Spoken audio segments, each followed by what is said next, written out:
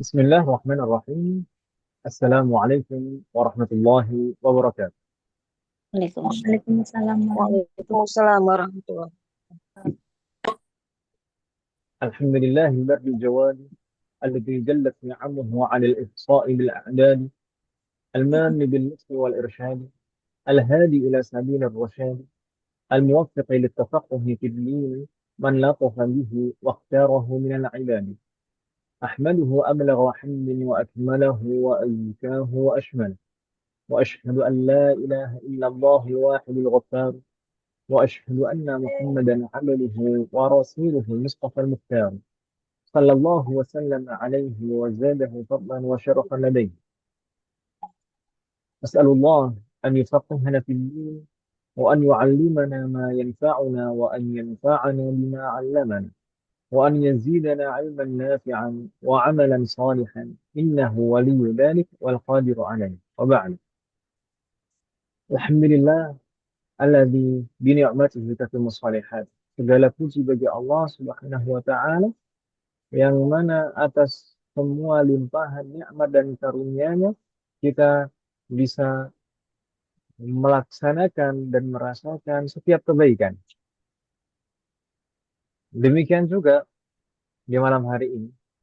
Alhamdulillah, setelah sekian lama kita belum bisa melanjutkan belajar kita, sebelumnya karena libur dan juga karena beberapa kendala. Namun alhamdulillah, alhamdulillah di malam hari ini kita bisa memulai kembali. Jadi ini perdana setelah libur panjang, teman sekalian. Maka setelah sekian lama libur, semoga Allah memberikan semangat yang lebih di dalam hati kita. Jadi kita libur itu kita jadikan momentum sebagai tajdidun niyah untuk memperbaharui niat kita. Bukan justru malah libur panjang harapannya bukan malah libur panjang itu justru membuat kita tidak semangat, tapi sebaliknya kita mengharap dan memohon taufik dari Allah setelah libur panjang ini kita lebih semangat lagi untuk belajar, dan semoga juga Allah memberikan taufik, kemudahan dan keberkahan dalam proses belajar kita. Sudah cukup lama kita uh, belum melanjutkan materi kita. Terakhir kita membahas tentang sholat jamaah dan sholat Jumat, yaitu sebelum bulan Ramadan. Jadi hampir hampir 3 bulan berarti Ibu Silan ya, kurang lebih 2,5 bulan atau hampir 3 bulan. Wafaqanallah jami. Namun sebelum kita lanjutkan materi kita, wahai sekalian, maka tidak ada salahnya kalau misalkan kita sedikit menyampaikan beberapa hal terkait dengan momentum yang kita sedang berada di dalamnya. Yaitu kita saat ini sedang berada di bulan haram. Sebagaimana firman Allah Subhanahu wa taala di dalam surat At-Taubah, "Inna 'iddatash syuhuri 'inda Allahi 12 syahran fi kitabillah yauma khalaqas samawati wal arda minha arba'atun hurum. Dzalika ad-dinul qayyim. Fala tadhlimu fihinna anfusakum." Mungkin kita sering mendengar ayat ini diulang-ulang, disampaikan secara berulang-ulang di setiap datangnya bulan haram.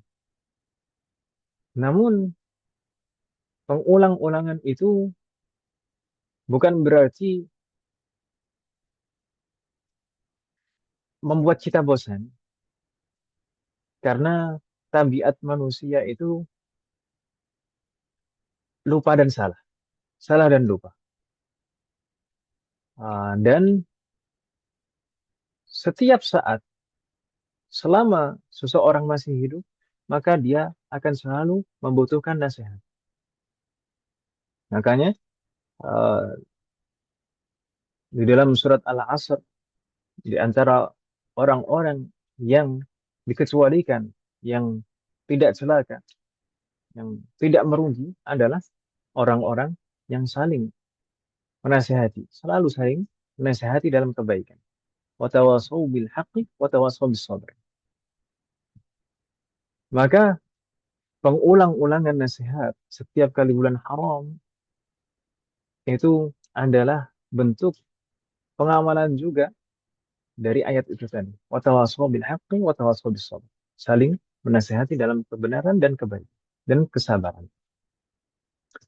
Allah Subhanahu wa taala berfirman di dalam surat At-Taubah, "Inna 'iddatash syuhuri 'inda Allah 12 syahran fi kitabillah yauma khalaqas samawati wal ardh."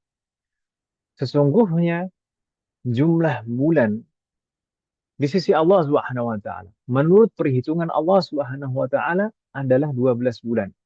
Jadi perhitungan 12 bulan itu bukan hasil dari ikhtira'un nas, bukan hasil dari kreativitas manusia, tidak. Perhitungan 12 bulan itu adalah taufik dari Allah Subhanahu wa taala yang memang sudah ditetapkan oleh Allah Subhanahu wa taala. Sejak kapan ditetapkan? Fi kitabillah, sudah ditetapkan di Lauhul Mahfuz. Sejak kapan? Yauma khalaqas samawati wal ardh. Sejak masa diciptakannya langit dan bumi. Sejak saat itulah, sejak awal penciptaan langit dan bumi, Allah sudah menetapkan jumlah bulan. Itu ada 12. Namun dari 12 bulan ini, Allah memilih bulan-bulan yang dimuliakan.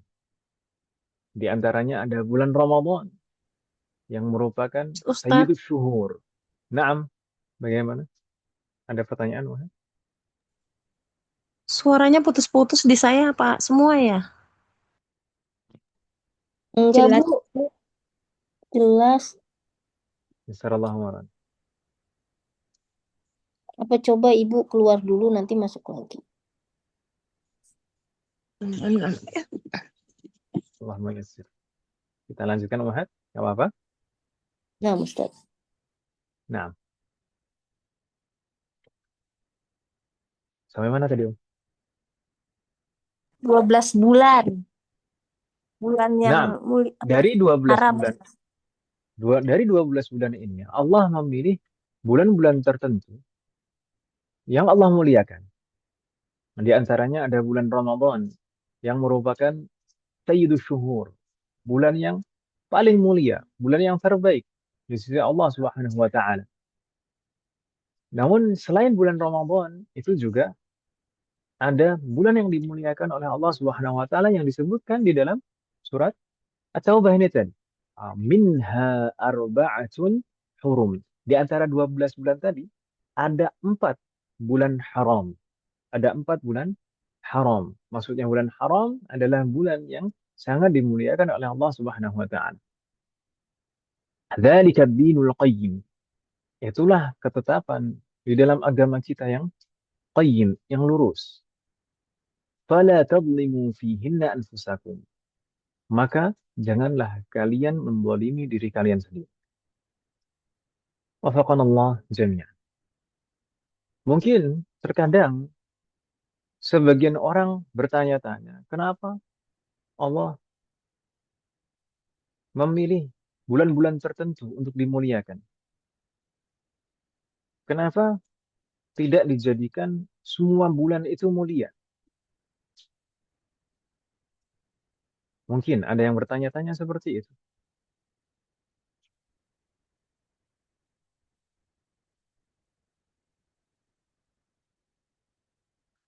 Maka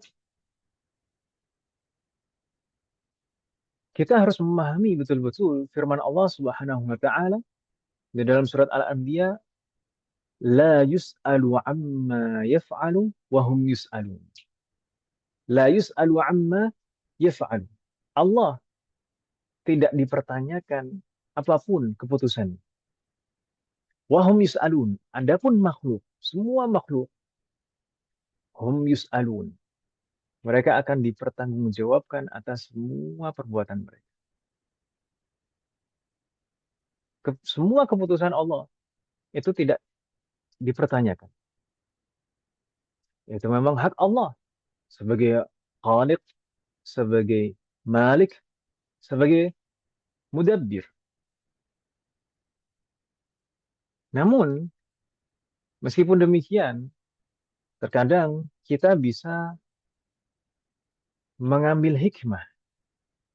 Para ulama menjelaskan hikmah. Kenapa Allah memilih bulan-bulan tertentu? Kenapa Allah memilih bulan-bulan tertentu untuk dimuliakan dibanding dengan bulan-bulan yang lain? Ah, bulan haram tadi ada berapa umat sekalian? 4. Ada 4. 4 bulan itu apa saja? Disebutkan di dalam hadis 4 bulan itu adalah bulan Dzulqa'dah, kemudian Zulhijjah, Dzulhijjah, kemudian Muharram, Muharram. Satu lagi? Safar. Safar. La. Satu Bukan. lagi adalah bulan Rajab. Oh iya deng, Rojab. Masya Allah. Itu Oh, ya Rojab Ustaz, ya, Ustaz? Sahih. Oh iya, iya. Jadi bulan haram itu ada 4. Yang 3 merupakan bulan yang Berturut-turut. berturut-turut, Mm-mm. sedangkan yang 1 itu terpisah sendiri. 3 berturut-turut adalah Dzulqa'dah, Dzulhijjah, dan Muharram. Sedangkan yang 1 terpisah adalah bulan Rajab. Itu Ibu sekalian ya. Wafaqanallah jami'an.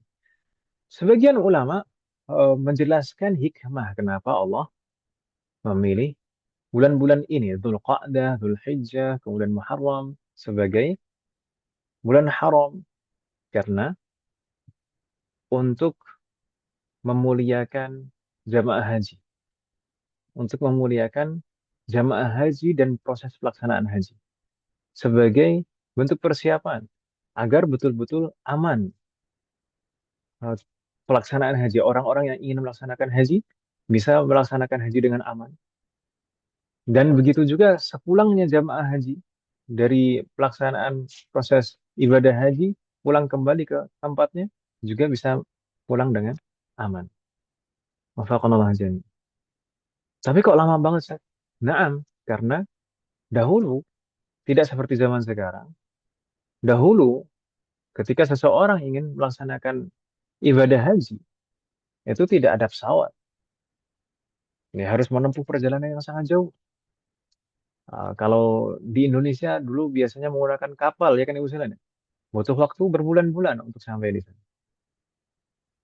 Demikian juga dari daerah-daerah dataran yang lain.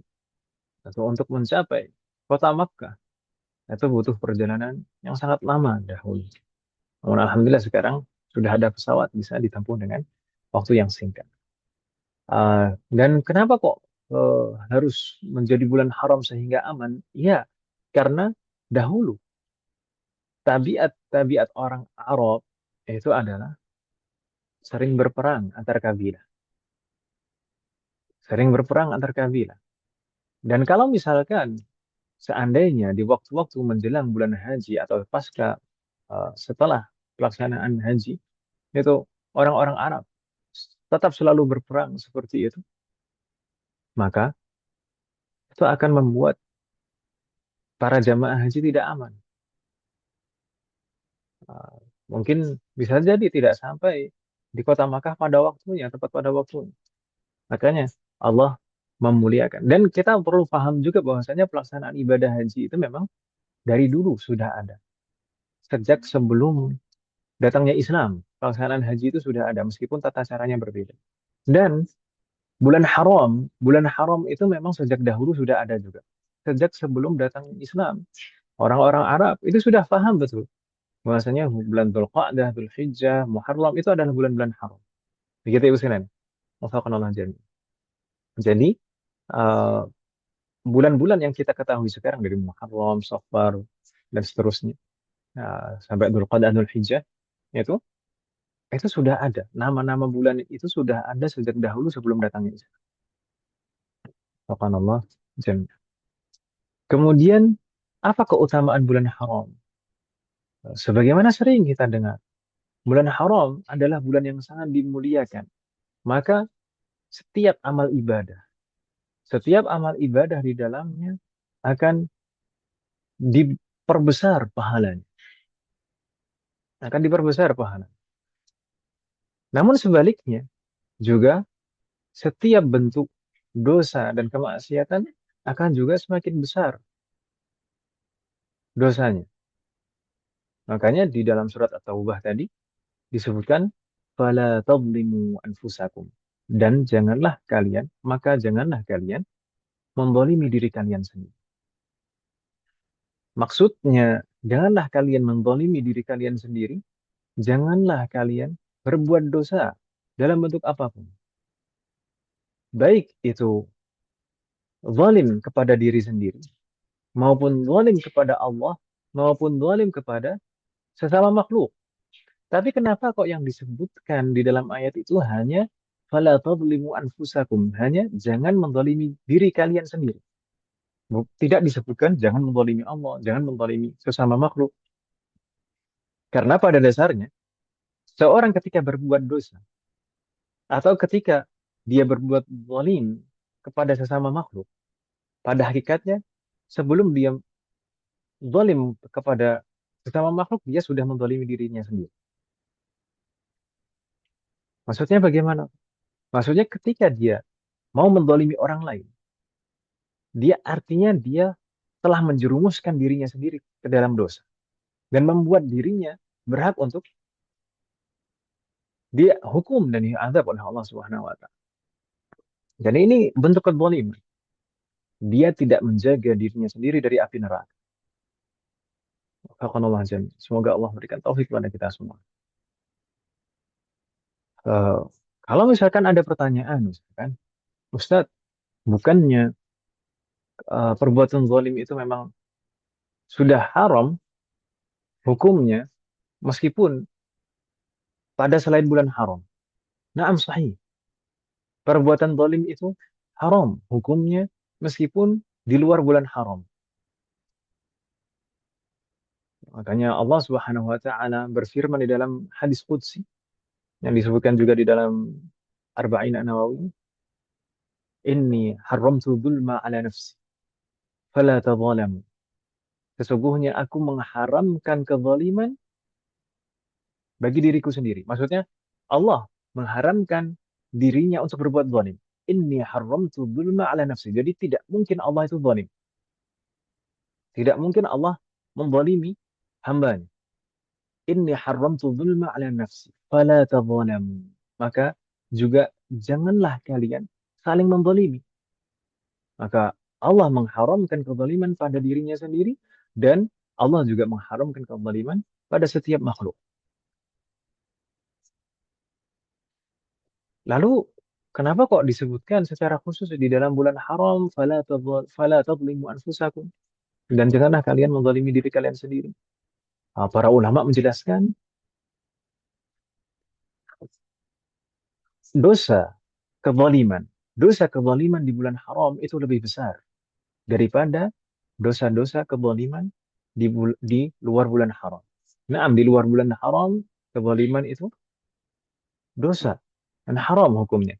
Namun di dalam bulan-bulan haram maka kezaliman itu lebih besar dosa. Wafaqanallah jami'an.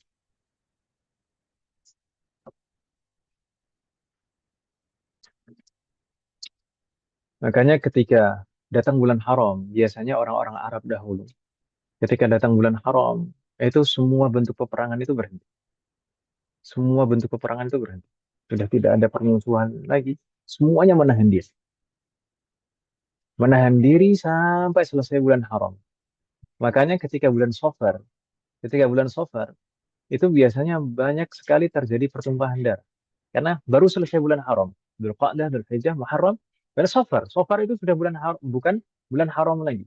Maka saat bulan Safar itu banyak sekali terjadi pertumpahan darah. Sampai-sampai orang Arab jahiliyah dulu menganggap bulan Safar itu sebagai bulan bulan sial. Nah, makanya Rasulullah di dalam hadis yang lain menyebutkan la adwa wala tayarata wala safara. La adwa, maksudnya tidak ada penyakit yang bisa menular dengan sendirinya tanpa kehendak dari Allah Subhanahu wa taala. wala tiyarata, dan tidak ada bentuk tatoyur atau tahayul, itu sebenarnya tidak benar. Wala sofaro, dan tidak ada kesialan di bulan Sofar. Yang bikin kesialan itu ya manusianya itu sendiri pada dasarnya, bukan karena bulan bulan Sofar kemudian menjadi bulan sial, tidak. Wafaqanallah jami'an. Itu tabiat orang Arab zaman dahulu. Makanya Allah di antara hikmah, di antara hikmah bulan haram, Allah memilih bulan haram di bulan Dzulqa'dah, Dzulhijjah, dan Muharram, yaitu untuk keamanan pelaksanaan ibadah haji. Wafaqanallah jami'an. Lalu ibadah apa saja yang seharusnya kita perbanyak di bulan-bulan haram ini? Ibadah apapun. Semua bentuk amalan ibadah, dari yang paling utama yaitu amalan-amalan haji terkait dengan keimanan seperti uh, sabar, syukur, qanaah, uh, tawakal kepada Allah, kemudian zikir dengan hati, dan juga amalan-amalan fisik dan amalan-amalan ibadah maliyah, ibadah harta. Ibadah fisik yang paling afdal dan paling mulia adalah sholat, sholat fardu, sholat wajib. Maka hendaknya kita lebih memperhatikan sholat di bulan-bulan haram ini. Lebih, bukan berarti di bulan yang lain tidak kita perhatikan, tapi hendaknya kita lebih memperhatikan sholat-sholat kita di bulan haram ini. Kemudian juga eh, ibadah-ibadah sunnah yang paling afdal dan paling mulia adalah ibadah yang mengikuti ibadah sholat fardu tadi. Ketika ada sholat qabliyah, sholat ba'diyah. Maka hendaknya kita juga lebih memperhatikan sholat qabliyah dan ba'diyah. Kemudian ibadah-ibadah yang lain, semua ibadah yang lain, memperbanyak zikir dengan lisan, memperbanyak membaca Al-Quran, memperbanyak puasa, memperbanyak sholat sunnah, memperbanyak sodako, maka itu semuanya bisa kita lakukan dan kerjakan untuk memperbanyak amalan ibadah kita di bulan-bulan haram. Mungkin ada pertanyaan lagi, Ustaz, bukannya Allah itu telah berjanji bahwasanya amalan baik itu akan dilipat gandakan pahalanya kapanpun dan dimanapun. Sedangkan amalan buruk, dosa, itu tidak akan dilipat gandakan dosanya dan balasannya hanya sesuai dengan perbuatan itu saja. Tidak ada pelipat gandaan dosa. Tapi kenapa di sini kok eh, penjelasannya tadi kok seakan-akan tidak sesuai? Nah, kita harus memahami umat sekalian. Nah, kalau misalkan pertama terkait dengan Allah melipat gandakan pahala. Nah, Allah melipat gandakan pahala baik di luar bulan haram maupun di dalam bulan haram. Namun, pahala di bulan haram itu jauh lebih besar. Jadi, di sana ada perbedaan antara jumlah dan besar. Jumlah dan besarnya pahala itu dua hal yang berbeda. Ah, besarnya pahala di luar bulan haram dan di dalam bulan haram itu berbeda. Di dalam bulan haram pahala itu lebih besar. Kalau pelipat gandaan, tetap akan ada pelipat gandaan jumlah di sana. Maka demikian juga dengan dosa. Dosa itu tidak dilipat gandakan hukumannya. Namun dosa di dalam bulan haram itu jauh lebih besar. Gitu ya Ustaz. Wafaqanallah jami'an. Ini hampir sama seperti eh, pahala sholat berjamaah. Ini kemarin kita terakhir membahas sholat berjamaah dan sholat Jumat. Sholat berjamaah itu pahalanya berapa mas sekalian?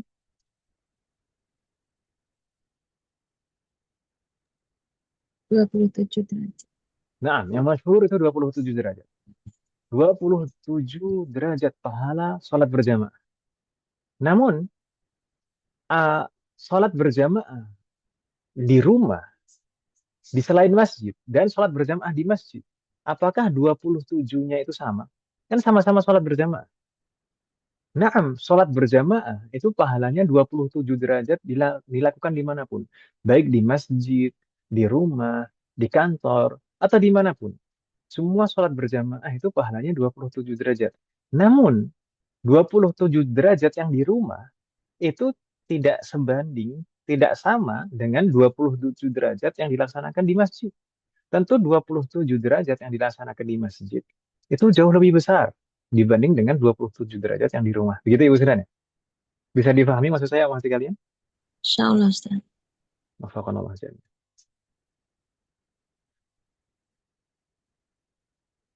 Nah, ada pertanyaan masih kalian?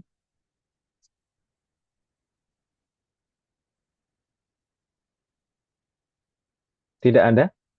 Wafaqanallah jami'an. Ini uh, beberapa muqaddimah terkait dengan momentum kita sedang berada di bulan haram. Semoga uh, bermanfaat dan barokah, dan kita coba sekarang sedikit memurajaah apa yang telah kita pelajari terakhir di pertemuan yang lalu. Saya lihat tadi tidak terasa ternyata rekaman belajar kita di Majelis Mudarosah itu yang telah terupload di YouTube itu sudah 99 umat.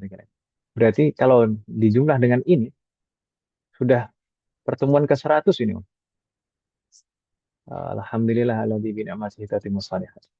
Ya, semuanya atas taufik dari Allah Subhanahu wa taala. Nah, di pertemuan yang lalu, paling terakhir, kita membahas tentang apa, masih kalian? Masih ingat?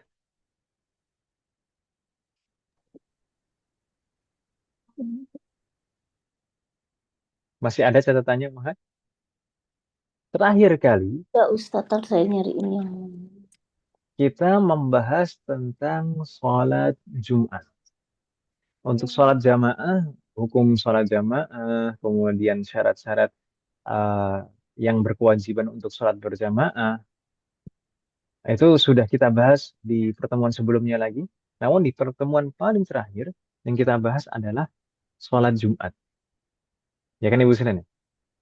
Atau kalau misalkan sedikit dirinci, yang kita bahas ada syarat-syarat wajib sholat Jumat, kemudian ada hukum sholat Jumat bagi wanita dan orang-orang yang tidak berkewajiban sholat Jumat.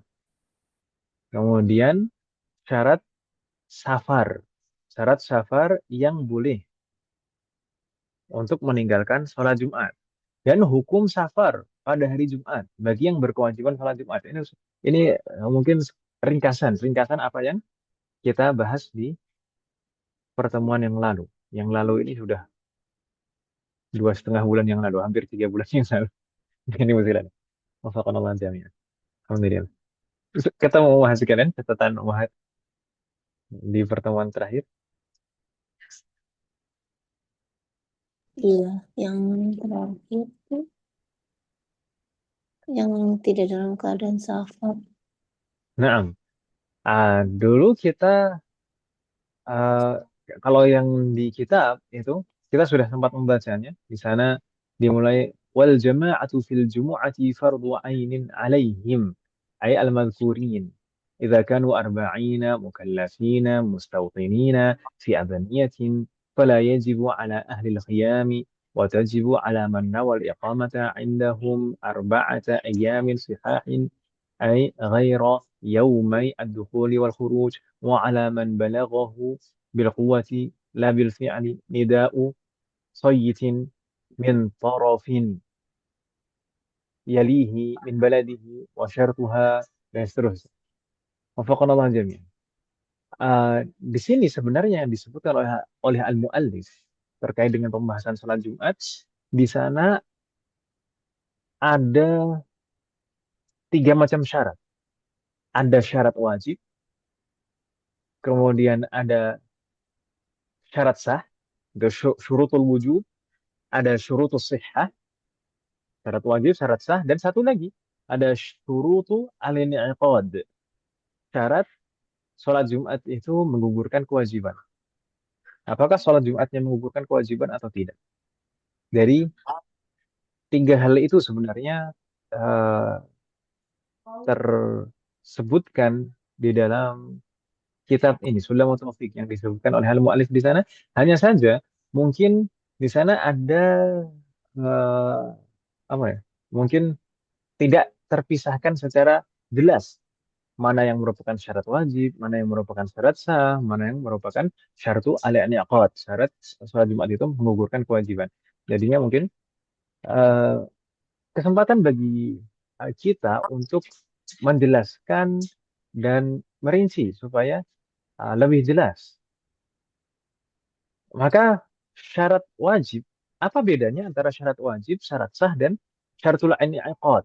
Syaratul in'iqad, syarat bahwasanya sholat Jumat itu menggugurkan kewajiban. Apa bedanya tiga hal itu masih kalian?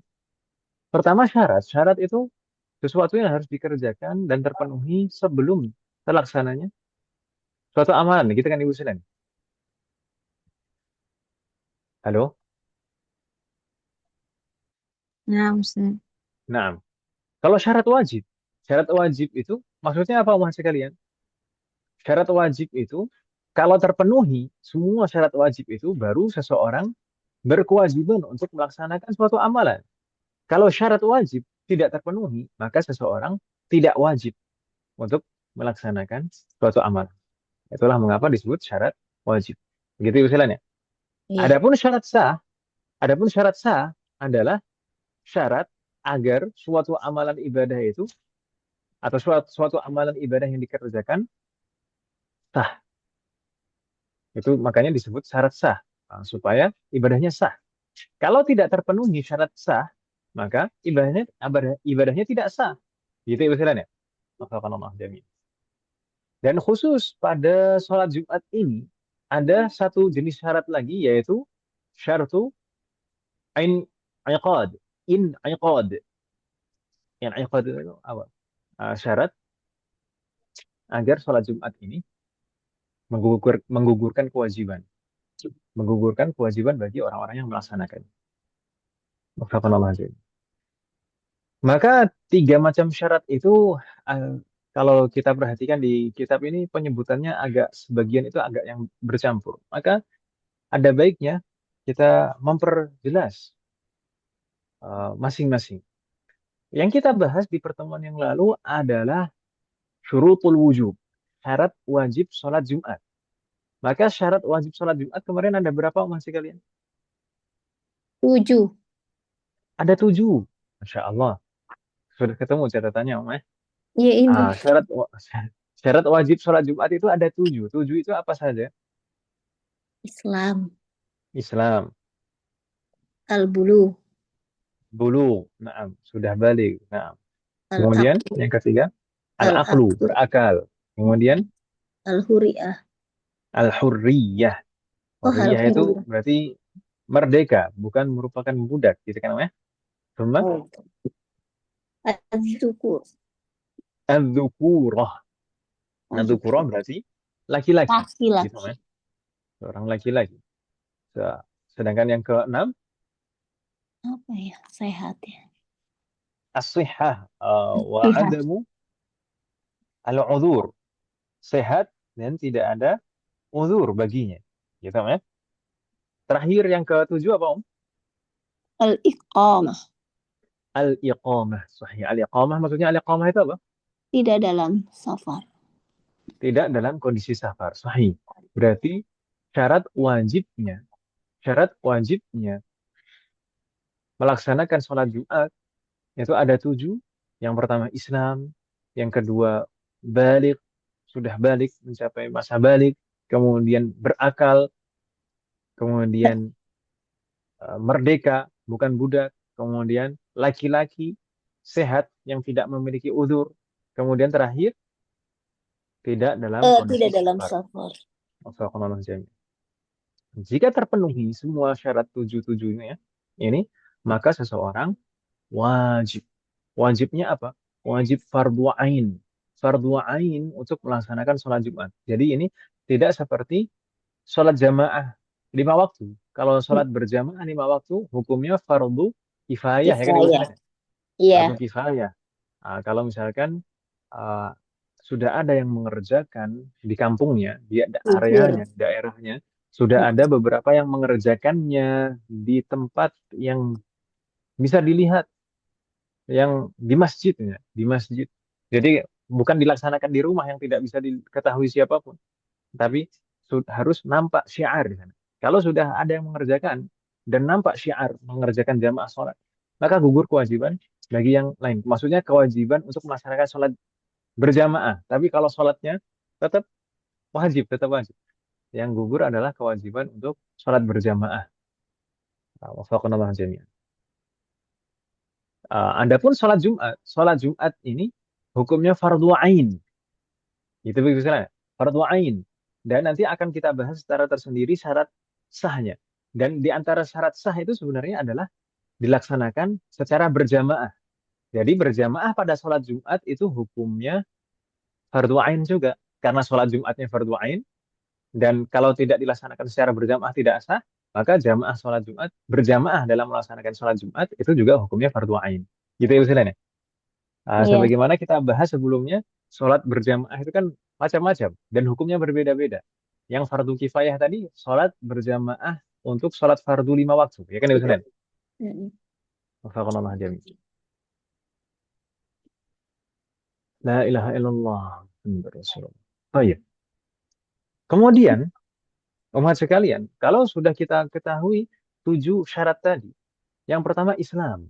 Berarti seseorang kafir asli atau kafir murtad, itu apakah berkewajiban untuk melaksanakan sholat Jumat? Kafir asli tidak berkewajiban sholat Jumat. Tapi kalau kafir murtad, dia berkewajiban melaksanakan sholat Jumat. Dalam artian kalau dia masuk Islam lagi, Masuk Islam. maka wajib untuk mengkodoknya. Gitu kan Ibu Selain? Iya. Nah, kemudian syarat yang kedua baligh. Baligh berarti anak kecil yang belum baligh itu tidak berkewajiban untuk melaksanakan sholat Jumat. Ya kan Ibu Selain? Iya. Meskipun kalau sudah mumayyiz sah, meskipun belum balik, tapi kalau sudah mumayyiz, sholat Jumatnya sah. Kemudian yang ketiga tadi berakal. Naam, berarti kalau tidak berakal tidak wajib melaksanakan sholat Jumat. Tidak berakal ini contohnya apa? Misalnya belum mumayyiz. Oh, ya belum.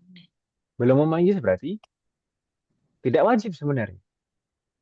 Meskipun sah. Kalau kalau sudah mumayyiz,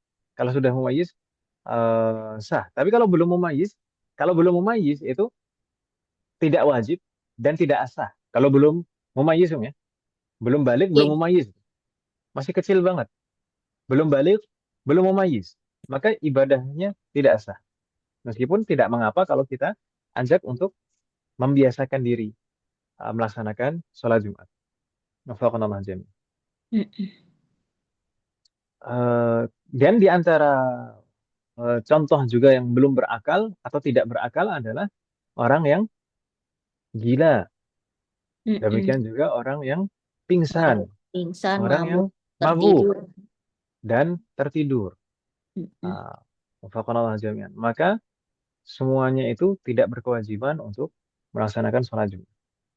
Dan nanti kalau misalkan sudah kembali akalnya, sudah berakal, kecuali yang mumayyiz tadi, kalau kalau yang tadi gila, pingsan, mabuk, tertidur, kalau sudah sadar, maka wajib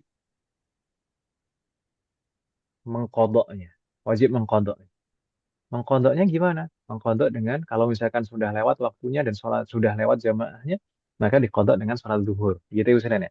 Kecuali yang mumayyiz. Mumayyiz itu yang belum mumayyiz kemudian tiba-tiba mumayyiz, maka tidak wajib mengkodok.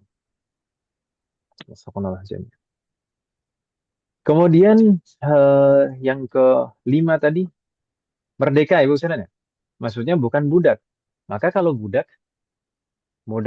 itu tidak berkewajiban untuk melaksanakan sholat Jumat karena dia sibuk dengan tugas-tugas dari majikan.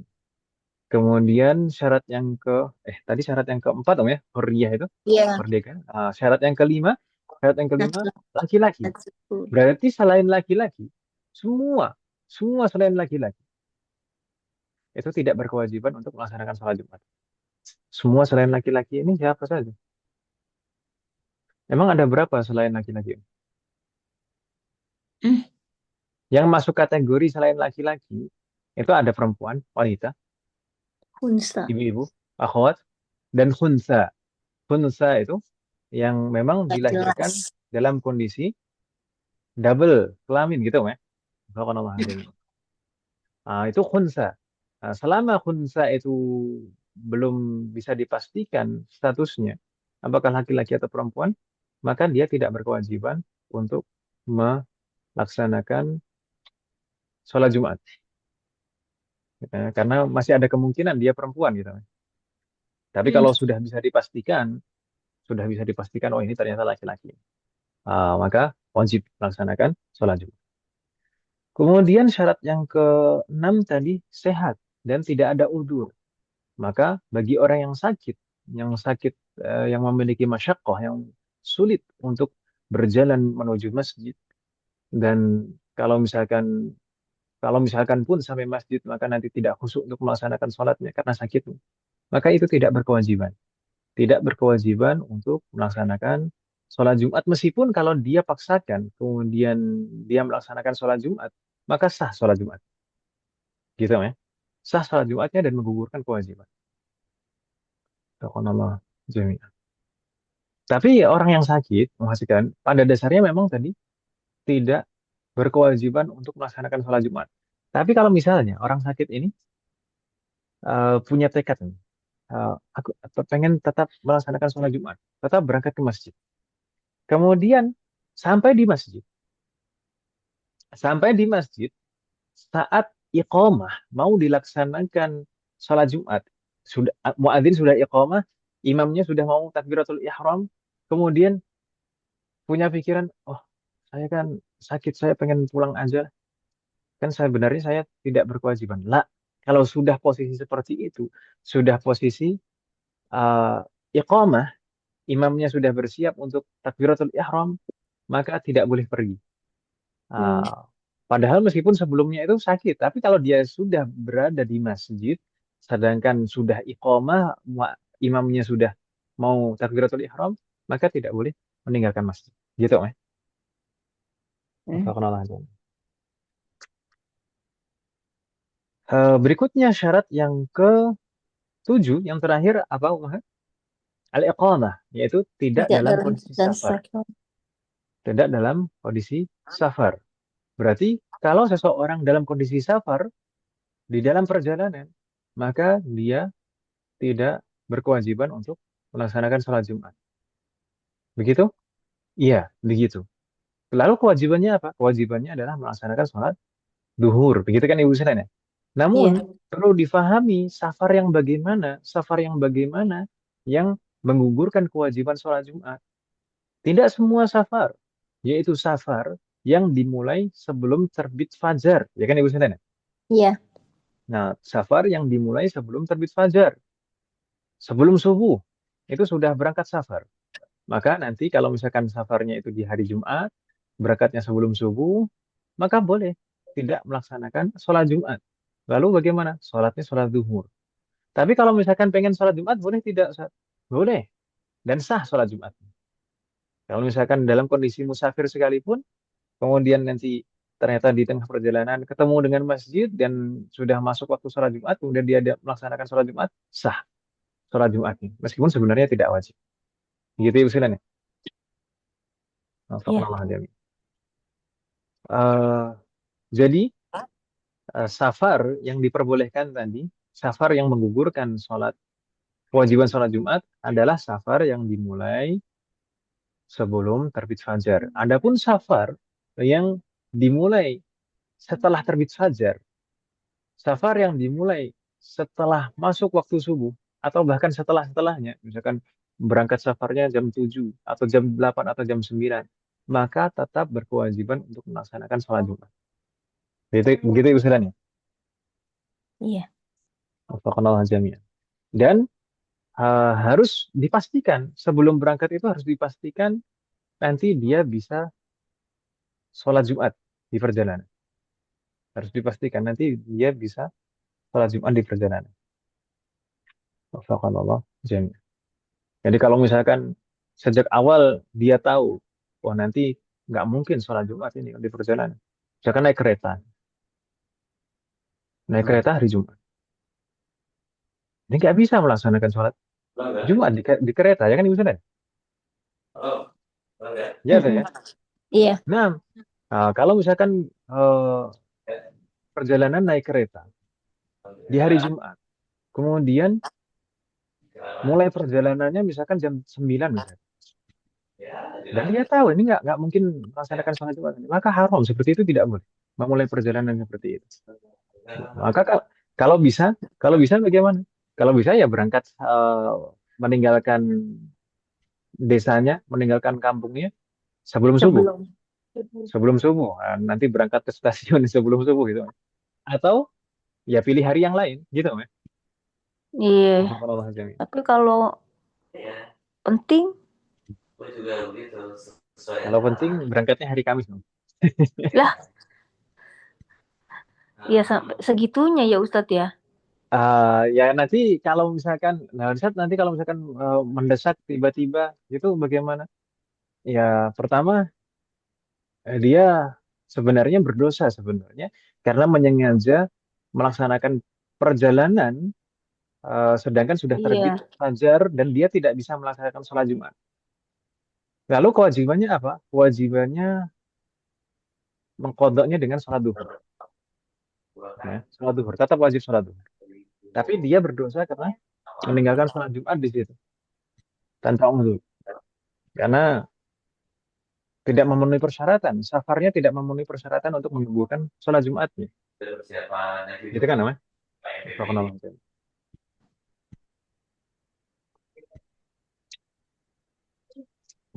Bisa difahami maksud saya masih kalian? Ustaz, izin bertanya. Bagaimana, Om? Silakan. Ada kafir yang ya afan muslim. Apa Om? Eh, Tolong dibuka lagi mikrofonnya, nampaknya tertutup, Mbak Syurah. Oh iya, Telepon jatuh. Nah, Ustaz. Orang muslim yang murtad, kemudian tadi Ustaz sempat bilang kewajiban Jumatnya itu dikodoknya itu dengan sholat duhur. Saya tadi terlewat Ustaz Afan. Dikodoknya itu sorry. dengan sholat, atau tetap kodok sholat Jumat. Sementara sholat Jumat itu kan harus ada 2 khutbah berjamaah gitu.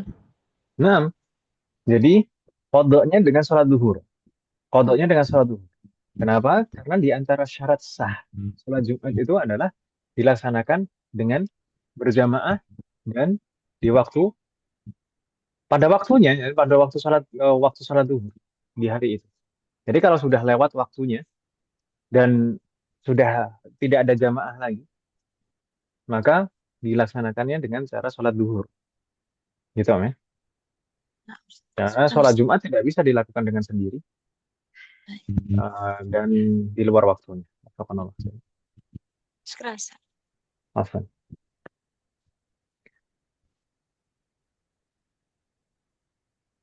Jadi umat sekalian, dari 7 syarat wajib tadi, umat sekalian, sebenarnya ada juga dari 7 itu ada juga yang merupakan syarat sah dan juga syaratul in'iqad, syarat menggugurkan kewajiban. Misalnya Islam, kita coba sebutkan satu-satu ya tadi dari 7 tadi. Islam, Islam itu menjadi syarat tiga-tiganya, menjadi syarat wajib karena kalau kafir asli itu tidak wajib melaksanakan sholat Jumat, maka Islam ini menjadi syarat wajib. Kemudian juga menjadi syarat sah juga dan juga sekaligus menjadi syaratu in'iqad, syarat menggugurkan kewajiban. Jadi Islam itu menjadi syarat pada 3 macam jenis syarat tadi. Menjadi syarat wajib, syarat sah juga, syaratu in'iqad juga, syarat menggugurkan kewajiban juga. Jadi kalau misalkan orang kafir tidak sah, tidak wajib juga. Kafirnya kafir asli ya. Tidak wajib melaksanakan sholat Jumat, tidak sah juga kalau seandainya dia melaksanakan sholat Jumat. Dan kalau misalkan dipaksakan melaksanakan sholat Jumat, di antara 40 orang jamaah itu ada orang kafir di situ.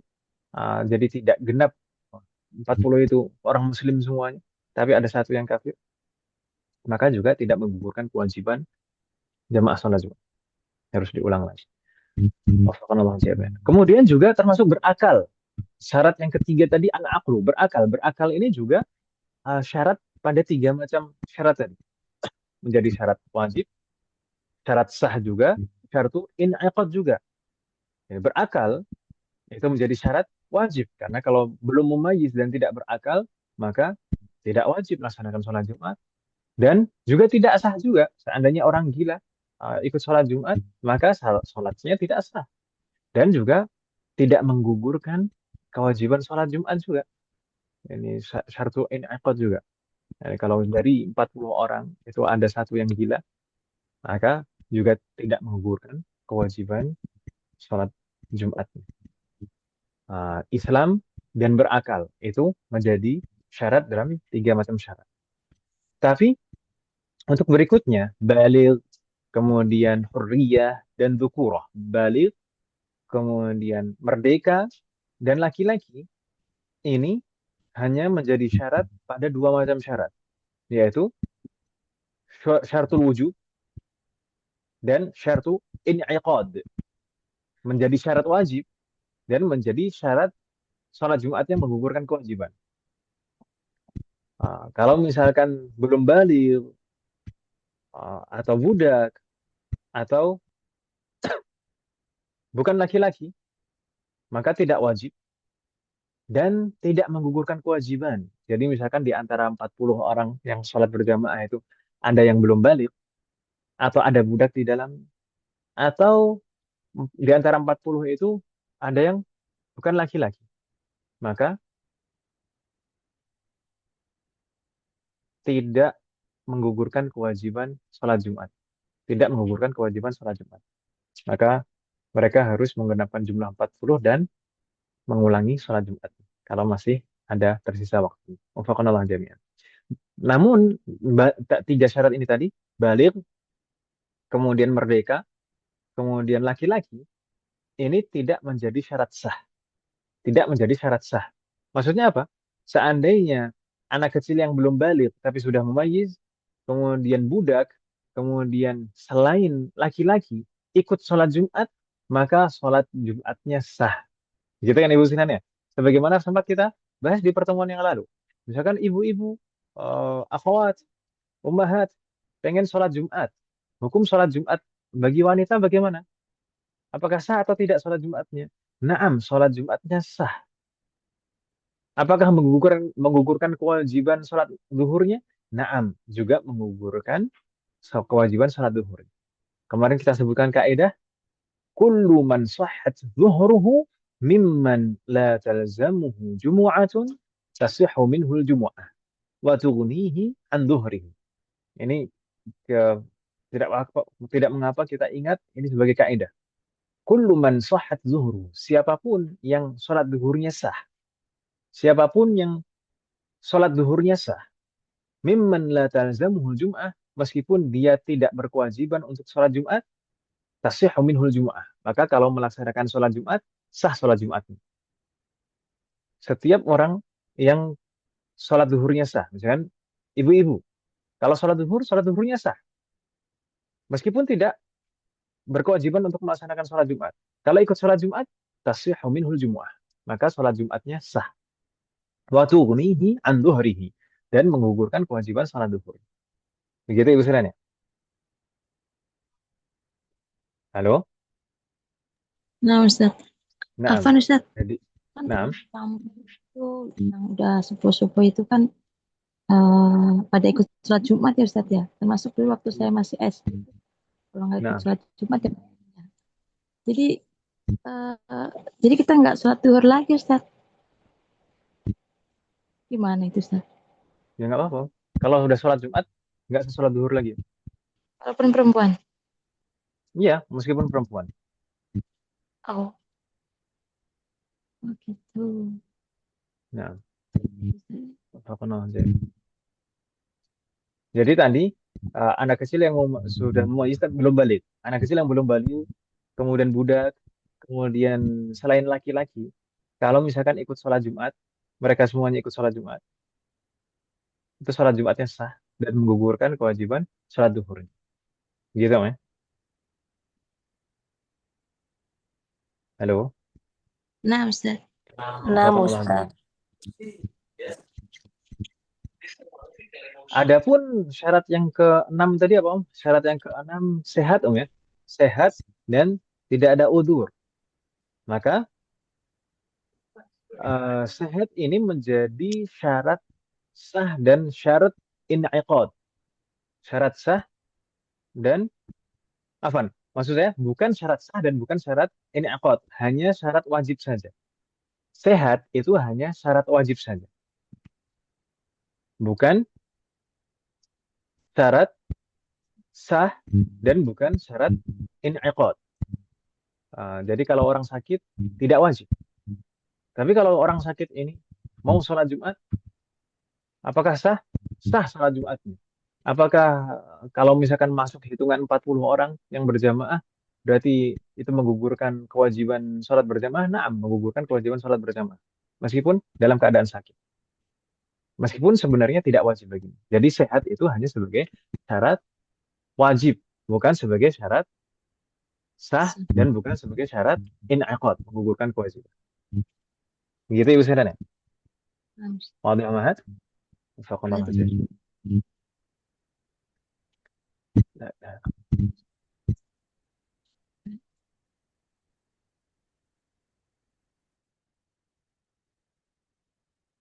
Adapun al-iqamah yang terakhir, tidak dalam kondisi safar. Tidak dalam kondisi safar, ini menjadi syarat wajib yang pertama.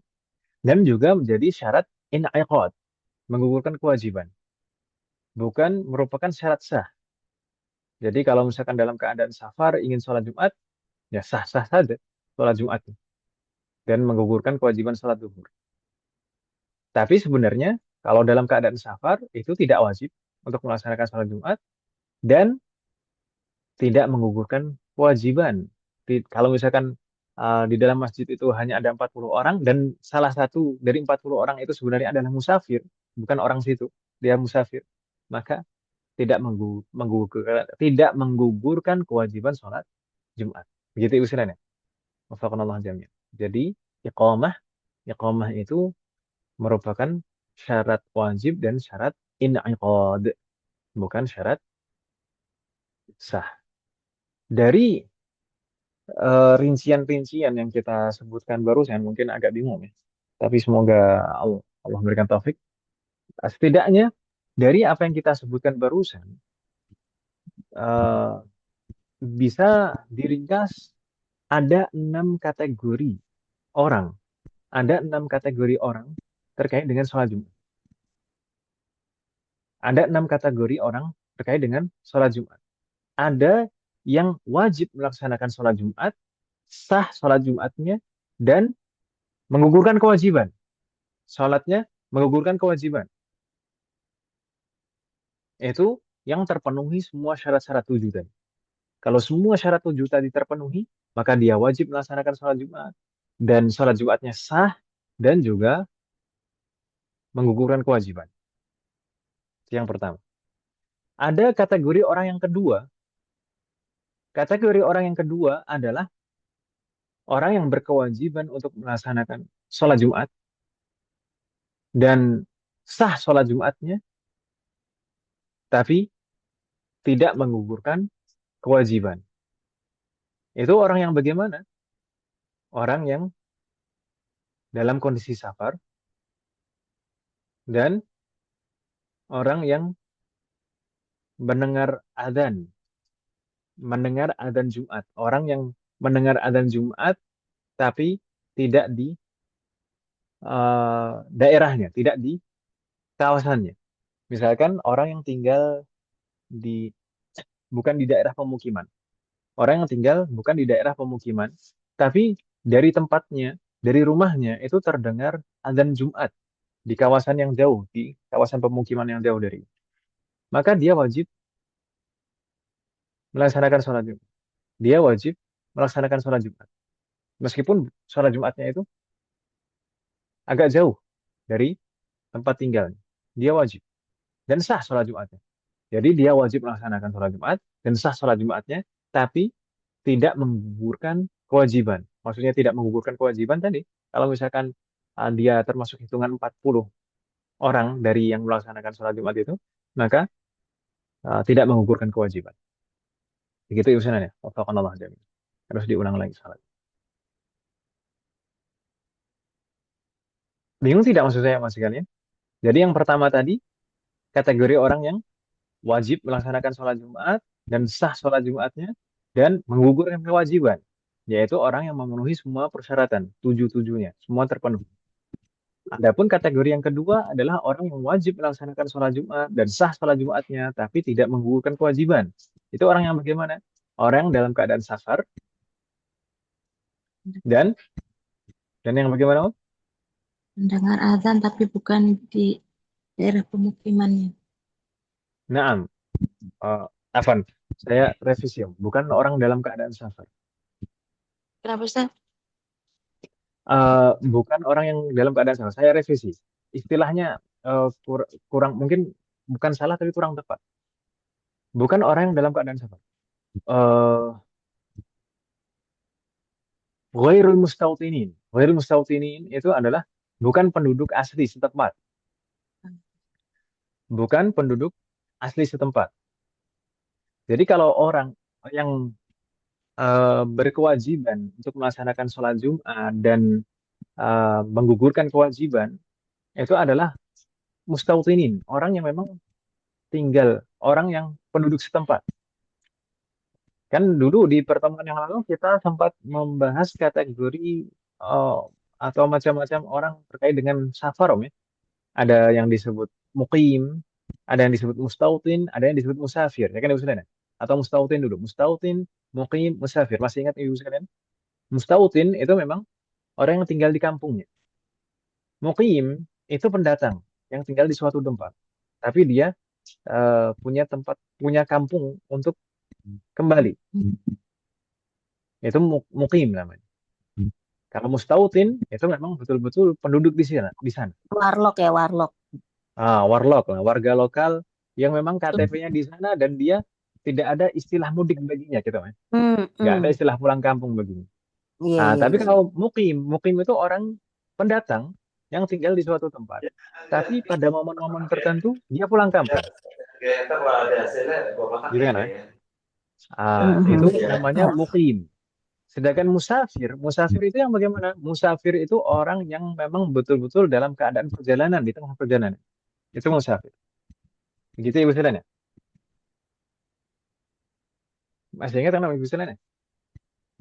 Halo? Insya Allah. Iya Ustadz, Nah, cuman mana ya catatannya dulu? yang nggak tahu Iya, saya saya waktu itu, catatannya di mana. waktu itu pernah nanya ini sama Ustadz yang waktu itu terakhir itu. Nah, wafaqqanallah jami'an. Ustadz. Atau saya sempat share fotonya kalau tidak salah itu. Atau nanti bisa di murajaah lagi di fotonya itu. Saya tulis dulu di foto dan saya share eh, 3 kategori terkait dengan safar atau perjalanan. Nah, jadi tadi eh, kategori pertama orang yang wajib melaksanakan sholat Jumat dan sah sholat Jumatnya dan menggugurkan kewajiban adalah yang memenuhi 7 persyaratan tadi. Sedangkan kategori kedua adalah orang yang wajib melaksanakan sholat Jumat, sah sholat Jumatnya, tapi Tidak tidak menggugurkan. menggugurkan kewajiban. Yaitu yang bagaimana? Orang yang ghairul mustautinin. Ghairul mustautinin bukan mustautin. Bukan mustautin, bukan penduduk setempat, bukan warga lokal. Jadi orang yang dalam keadaan perjalanan atau mukim itu tidak menggugurkan kewajiban. Jadi kalau misalkan jumlah jamaah sholat Jumat itu harus 40, maka 40 itu semuanya harus mustautin. Tidak ada yang musafir, tidak ada yang mukim juga. Jadi mukim, orang yang bukan penduduk setempat, orang apa perantauan, itu tidak dihitung 40, tidak dihitung dalam hitungan 40 itu. Yang dihitung 40 itu semuanya harus mustautin, penduduk setempat. Begitu Ustaz. Oh, kalau di kos-kosan? Ya, yang penting ada penduduk setempat yang jumlahnya 40. Nanti kalau misalkan pendatang nanti ikut sholat jamaah, sholat Jumat, ya sholat Jumatnya sah juga. Oh gitu. Dan ya yang penting eh, ada 40 orang mustautin gitu ya. Kemudian kalau nanti ditambahkan dari 40 itu nanti akan ditambahkan ada musafir di sana, ada mukim di sana, maka nggak masalah. Yang penting ada 40 yang mustautin. Tapi kalau misalnya di situ banyakan yang ngekos warga mukimnya daripada mustautinnya, Ada masjid yang lain yang memenuhi 40 orang mustautin tidak, Om? Kalau ada masjid hmm, lain, karena nanti juga ada kaitannya dengan bagaimana sholat Jumat dalam satu kampung yang sebenarnya cukup dilaksanakan dalam satu masjid, tapi kenyataannya ada dua masjid di sana. Itu juga ada pembahasannya, bisa jadi tidak sah juga gitu. Subhanallah jami'an. Nah, kalau misalkan ada masjid yang lain yang cukup, tempatnya cukup untuk melaksanakan sholat Jumat bersama-sama dan di sana ada 40 orang mustautin, maka lebih baik dilaksanakan di sana daripada di masjid yang lain dan kurang dari 40 orang mustautin. Tapi kalau misalkan sudah tidak ada lagi, sudah kepepet lagi, memang di sana kebanyakan memang pendatang, kemudian yang justru malah yang mustautin di situ tidak ada 40 orang, maka ngambil mazhab yang lain aja, Om. Selain mazhab Syafi'i, di sana ada keringanan. Oh gitu, Ustaz. Nah, selain mazhab Syafi'i ada keringanan di sana. Tidak harus 40 orang. Jadi yang harus 40 gini-gini gitu hanya mazhab Syafi'i doang ya, Ustaz? Mazhab Syafi'i, Om. Nah, pokoknya. Termasuk juga dengan kalau yang urusan safar itu juga mazhab Syafi'i aja yang misalnya kita kalau lagi safar tetap wajib harus sholat itu. Itu jumhur itu, Om. Jumhur Terkait ya, oh iya iya. masalah safar itu jumhur. Termasuk Jumhur. juga misalkan kayak apakah sholat Jumat itu boleh dijamak dengan sholat asar? Ah, Itu menurut jumhur boleh. Menurut jumhur boleh. Yang nggak boleh itu Hambali aja. Oke. oh, Jumat dan asar itu boleh dijamak, tapi ada syaratnya. Jamaknya harus jamak takdim. Nggak boleh jamak takhir. oh, Jadi habis sholat Jumat langsung disambung langsung. dengan sholat asar gitu. Iya iya iya iya. Iya. Tapi kalau misalnya untuk ini tetap ya kecuali dia ja- eh kecuali dia jalannya sebelum subuh ya Ustadz ya. Nah, Iya iya iya. Iya. Berarti kalau si Rehan itu hitungannya mukim ya Ustadz? mukim kan pulang kampung ke Jakarta, Mbak. Hmm, iya iya. Cuman kayaknya tuh di tempat perumahan dia saya juga kurang jelas. Kayaknya banyaknya orang-orang dari luar tapi punya rumah di situ gitu loh. Ya, Berarti dia tapi harus kalau cari. misalkan KTP-nya situ ya sudah dianggap mustautin, Om. Oh Kalau gitu. KTP-nya situ berarti mustautin. Ya ya ya ya ya. Oleh kan banyak gitu ya Ustadz ya kayak di Jogja itu kan memang banyak pendatang sih kalau menurut saya. Ya di kota-kota besar lah, pada umumnya Mm-mm, seperti mm-mm, Jakarta, dengan Surabaya, Sidoarjo. mm-mm. Kan bukan saat itu mukim ya Ustadz ya. Saya mukim, Om. Saya di Jakarta 10 tahun itu mukim. Saat ini saya di Seragen itu juga mukim, bukan mustautin. Mm-mm. KTP saya tetap Kediri dan saya pulang kampungnya ke Kediri ya. Wah, Kediri Pride. Iya, Astagfirullah. iya. Nah, Ustadz. Ini tidak terasa, Om. Sekarang sudah jam 21.39, Om. Iya. Eh, tadi tadi kan sebenarnya kita ingin menyebutkan ada 6 kategori pengelompokan orang berdasarkan apa tadi, hukum sholat Jumatnya Syarat-syarat. kan, Om, ya? Berdasarkan Oh, syarat-syarat tadi, syarat-syarat wajib, syarat-syarat sah dan syarat ini akad sholat Jumat tadi. Kita barusan hanya menyebutkan dua saja. Yang pertama itu orang yang wajib melaksanakan sholat Jumatnya sah dan menggugurkan kewajiban, yaitu yang terpenuhi 7 syarat tadi. Sedangkan yang kedua, orang yang wajib melaksanakan sholat Jumat dan sah sholat Jumatnya tapi tidak menggugurkan kewajiban, yaitu orang-orang yang selain mustautin, yaitu orang yang safar atau orang yang mukim, dan yang kedua, orang yang mendengarkan suara azan Jumat dari kejauhan. Misalkan seseorang yang tinggal bukan di pemukiman penduduk, misalkan tinggal di pegunungan yang di sana tidak ada pemukiman penduduk, Tapi dia bisa mendengarkan suara azan dari kejauhan. Maka dia wajib untuk datang ke sumber azan itu dan melaksanakan sholat Jumat di sana. Meskipun dia dihitungnya seperti musafir. Nanti dia dihitungnya seperti musafir, bukan penduduk setempat. Jadi dia wajib melaksanakan sholat Jumat, sah sholat Jumatnya, tapi tidak menggugurkan kewajiban. Gitu ya, tidak dihitung dari, tidak termasuk 40 kan.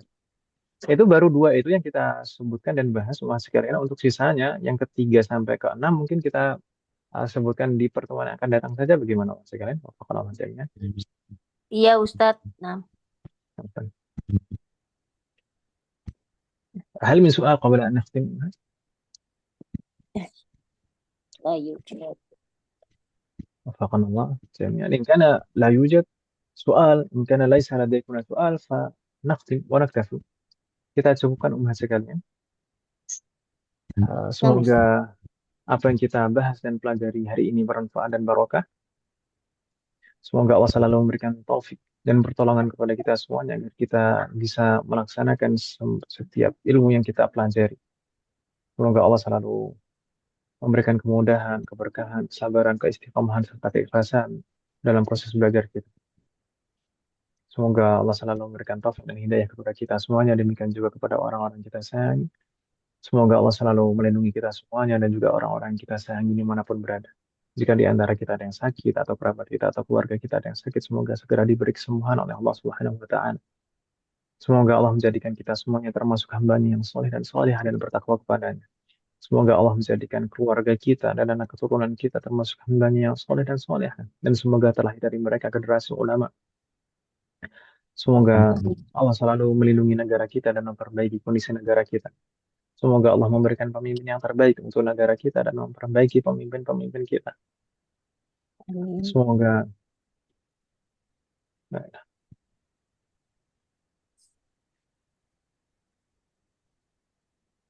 Allah selalu memberikan taufik kepada kita semua agar kita bisa senantiasa ridho, bersabar dan bersyukur atas semua ketetapan dan ketentuan Allah Subhanahu wa Ta'ala. Semoga Allah mengampuni semua dosa-dosa kita dan menerima semua amal ibadah kita. Semoga Allah mengampuni semua dosa orang tua kita dan guru-guru kita dan menerima semua amal ibadah mereka. Semoga Allah memberikan kepada kita semuanya husnul khatimah. Wassallallahu ala nabiyyina Muhammadin wa ala alihi wa sahbihi ajma'in. Subhanakallahumma wa bihamdik asyhadu an la ilaha illa anta astaghfiruka wa atubu ilaik. Wassalamualaikum warahmatullahi wabarakatuh. Waalaikumsalam warahmatullahi wabarakatuh. Jazakallahu khairan Ustaz. Jazakumullah khairan.